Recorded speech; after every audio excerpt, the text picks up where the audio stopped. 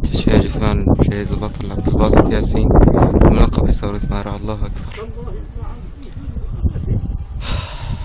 هذا هو اليوم الذي أراه لي، وها نحن اليوم نودع بعد شهيدنا الأول 4. نسألك يا رب أن تجعل لهم شهادة في سبيلك يا رب، أن ترفع درجاتهم عندك يا رب العالمين. واعلم يا عبد الله أنه سوف يأتيك ملكان رفيقان بالمؤمنين إن شاء الله.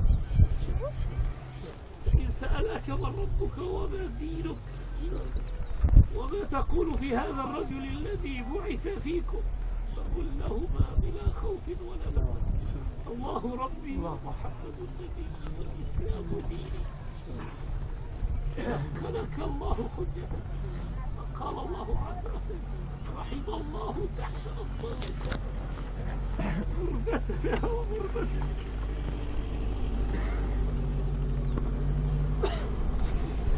القلب لا يحزن،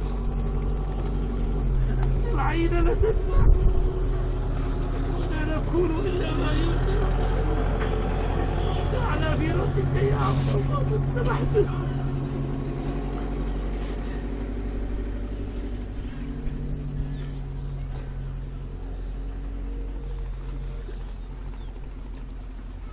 بسم الله الرحمن الرحيم. بالصلاة وأتم التسليم على سيدنا محمد وعلى آله وصحبه أجمعين. اللهم اجعل خير عمرنا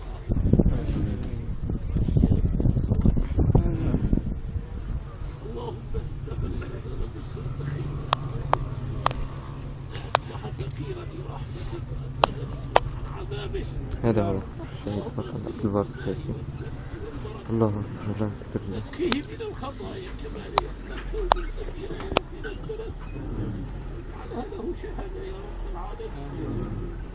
جئناك شفعاءه فشفعه بنا يا رب العالمين. اللهم لنا ولوالدينا